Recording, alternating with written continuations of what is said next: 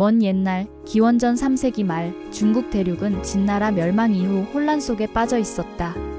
수많은 영웅과 세력이 권력을 잡기 위해 격돌했다. 그 중심에는 항우와 유방이 있었다. 항우는 초패왕이라는 칭호답게 군사적 힘과 속공 전략으로 승부를 걸었다. 그는 강력한 기병과 병력으로 적을 압도하며 단기간에 승리를 쌓았다. 하지만 항우의 방식은 힘에 의존한 단기적 점령에 불과했다. 그는 점령한 지역의 백성과 제후들을 철저히 통제했지만 진정한 충성과 장기적 안정은 확보하지 못했다. 결국 그의 영역은 쉽게 흔들리고 연합 세력은 내부 분열로 무너졌다. 반면 유방은 정치적 포섭과 장기적 전략으로 승리를 준비했다. 그는 단순히 무력을 사용하지 않았다. 먼저 제후국과 호족을 설득해 동맹을 만들고 서로 갈등을 최소화하며 지지를 확보했다. 또한 경제회복과 행정제도 정비를 통해 백성들의 삶을 안정시키고 관료제를 활용해 효율적 통치를 구현했다. 유방의 전략은 단기적 군사 승리보다 정치적 제도적 통합으로 장기적 권력을 구축하는 데 초점이 맞춰져 있었다. 특히 유방은 항우가 무력으로 점령한 지역을 포섭과 책봉을 통해 재통합함으로써 단순한 정복을 넘어 장기적 충성과 통합을 달성했다. 이 전략은 단순히 한 대륙을 통일한 역사적 사건이 아니라 권력 확보의 본질적 원리를 보여준다. 힘만으로는 백성과 세력을 지속적으로 유지할 수 없다는 교훈이다. 이 초안지에서 확인할 수 있는 25가지 전략은 현대 중국의 점진적 통합 전략에도 놀랍도록 적용된다. 군사적 속공과 기동항우 vs 정치적 포섭과 제도적 통합 유방, 민심 확보, 경제적 안정, 인재 등용, 심리전, 외교 설득, 정보 활용, 요충지 장악, 적 장수 회유, 후계자 체제 확보, 장기 전략과 단기 전술 통합. 중국은 몽골, 베트남, 북한, 티베트, 신장 등 다양한 지역에서 군사적 속공보다 점진적 통합 전략을 활용한다.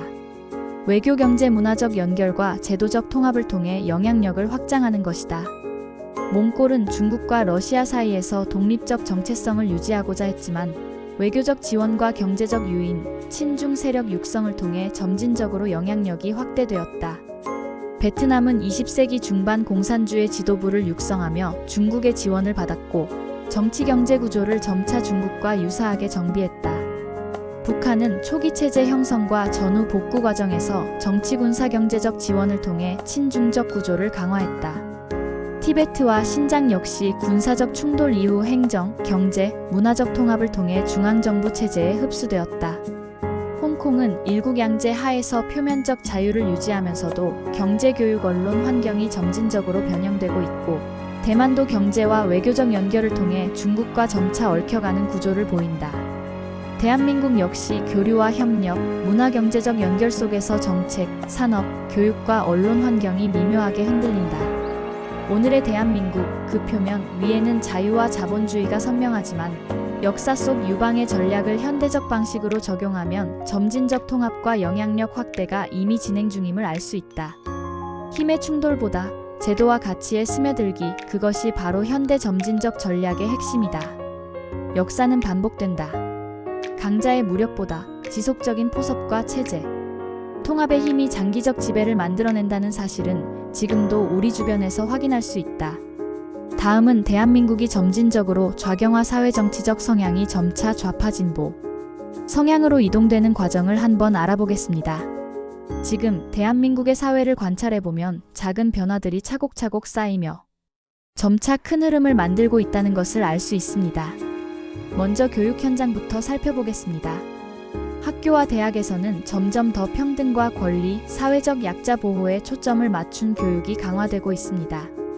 역사와 사회 수업에서 특정 사건이나 제도를 비판적으로 다루고 청년 세대는 자연스럽게 진보적 가치관과 연결되며 성장합니다. 정책 면에서도 변화가 감지됩니다. 복지 확대, 공공임대, 기초연금, 무상급식과 같은 제도가 강화되고 기업 활동과 노동에 대한 규제가 늘어납니다. 고소득층에 대한 과세와 재분배 정책이 확대되면서 국가 개입과 중앙 통제 강화가 점점 두드러집니다. 언론과 정보 환경 역시 변화하고 있습니다. 일부 매체에서는 특정 사회적 가치와 정치적 입장을 강조하며 SNS와 온라인 플랫폼을 통해 진보적 사회 운동이 빠르게 확산됩니다. 정보 다양성보다 선택적 공감과 지지 중심의 정보 소비가 늘어나고 있습니다. 문화와 예술에서도 변화는 명확합니다. 영화, 드라마, 음악, 미술 등 다양한 분야에서 사회 비판과 평등, 인권을 강조하는 작품들이 늘어나고 있습니다. 전통적 가치보다는 다양성과 소수자 중심의 메시지가 중심이 됩니다. 공영방송과 문화재단은 이러한 흐름을 재정적으로 지원하며 강화합니다. 사회운동과 시민참여 역시 증가합니다. 환경, 노동, 젠더, 인권 등 다양한 이슈를 다루는 활동가와 시민단체가 활발히 움직이며 거리 시위와 캠페인, 법안, 청원 등을 통해 정치적 압력을 행사합니다. 정책 결정 과정에 시민 참여가 확대되면서 진보적 요구가 제도 속으로 흡수되는 구조가 만들어집니다. 경제 구조에도 변화가 나타납니다. 노동권 강화, 최저임금 인상, 비정규직 보호가 이루어지고 기업 활동보다는 사회적 책임과 공익이 강조됩니다. 대기업 규제와 취약계층 보호가 확대되면서 산업 구조 자체가 점진적으로 조정됩니다. 국제관계와 안보 측면에서도 변화가 감지됩니다. 군사적 강경책보다는 대화와 협상 중심의 외교가 강조되며 안보 문제에서도 실용적 판단보다 인권과 평화, 환경 가치가 우선시됩니다. 주변 국가와의 협력과 의존 구조가 점차 확대됩니다. 마지막으로 정치 구조입니다. 선거제도와 지역 기반 정치, 청년 정치 참여가 강화되면서 일부 진보 정당과 정책 영향력이 점점 확대됩니다.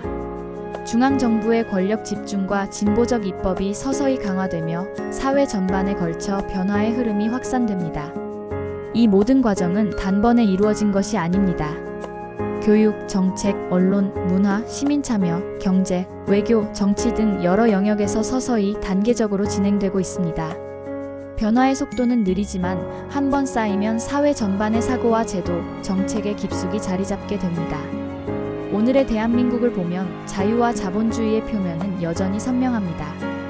그러나 눈에 보이지 않는 곳에서는 점진적 변화가 정책과 가치관, 제도 속으로 스며들며 새로운 사회적 구조를 형성하고 있습니다. 이것이 바로 현실적 관점에서 바라본 대한민국의 점진적 좌경화 과정입니다. 다음은 대한민국 좌경화의 부정적 면을 알아보겠습니다. 지금 우리는 대한민국 사회를 바라보면서 작은 변화들이 점차 누적되어 나타나는 부정적 흐름을 목격하고 있습니다.